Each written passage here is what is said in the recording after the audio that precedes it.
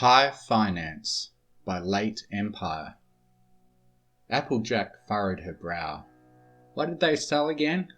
Discord, at least, had the decency to look sheepish. Filthy just shrugged. Flowers mostly, and I believe they were planning to diversify into mulch and gardening tools. Fluttershy coughed faintly from under her respirator. Here on the hilltop overlooking the city, the smoke was nearly unbearable. At least a faint westerly breeze had started to blow. Rainbow tried to help out, fanning her wings, but quickly gave up. Rarity poked Twilight again. She's still out of it, I'm afraid. Not surprising, considering all that's happened.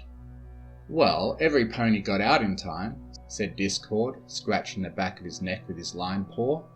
I mean, it's not like anyone was hurt, just homeless. Applejack had progressed from furrowed to glaring. Filthy harumphed, and Rarity dimly realized she had never actually heard a pony do that before. He looked down his nose at them as he spoke. A little adversity is to be expected in these troubled times. Not like they're in dire straits just yet. I mean, there's plenty of grass to eat. And bit shortages aside, there's still the possibility of government help. Discord winced. In the distance, the last precarious remains of Canterlot Castle fell into the burning city. Rarity levitated a collection of sewing needles. How did this happen? Filthy took a step back. It was Discord's idea. My idea. What baloney. I'll have you know. I was just balancing ledgers, and the numbers moved, and he was in the book swapping things around and making suggestions. A sewing needle embedded itself in the ruined tree next to them. Filthy swallowed and collected himself, restoring his haughty demeanour. I can't expect common ponies such as yourselves to understand the details. This is high finance after all. Applejack gritted her teeth. Try us. Very well. Suppose you thought the price of flowers was going up and wanted to use that knowledge to make money. What would you do? Buy some flowers and then later on sell them? Rainbow rolled her eyes. I mean, obviously. Yes, but... And this is the tricky part. Suppose you thought the price would go down. How would you make money then? That was a stumper. The assembled ponies looked at each other for a moment. Another sewing needle separated from the pack, quivering threateningly. Filthy sighed. Discord? Discord scowled. Well, obviously, you sell some flowers, and then later on, buy them. This took a couple of minutes to sink in. There was a faint thump as the Flim and Flam chemical works distantly burst into flames, burning fiercely with a brilliant green colour.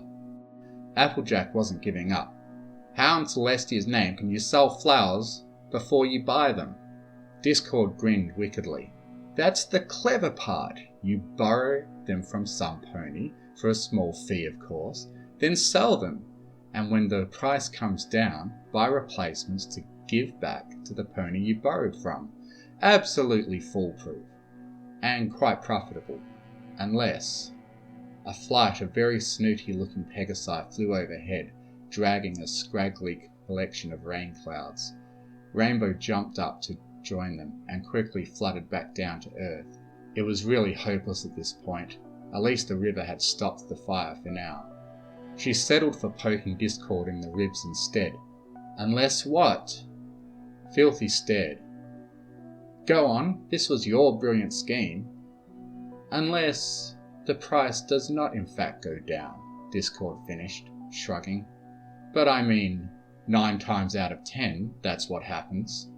And the rest of the time you just shrug and lose a little money. Really, it's brilliant, right up there with my idea for sugar-sweetened snorkeling equipment. Unless... Applejack put her hooves over her head, breathing deeply. Discord, get to the point. Unless the price in fact goes up, and then you happen to sell too many flowers. How many flowers is too many? I want you to understand, I was only trying to help. Filthy's business was doing terribly this year, barely making 200% profit. It needed a real kick in the... Discord, said Fluttershy, taking off the respirator. It's late, and we still have to deal with the radiation problem. Can you just tell us how many flowers you sold? Maybe we can ask the zebras to help out. They have all kinds of lovely orchids and tulips.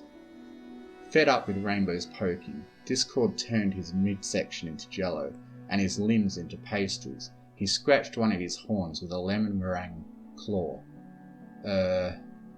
All of them? What do you mean, all? All the flowers in Equestria, chipped in Filthy, looking perversely proud of himself.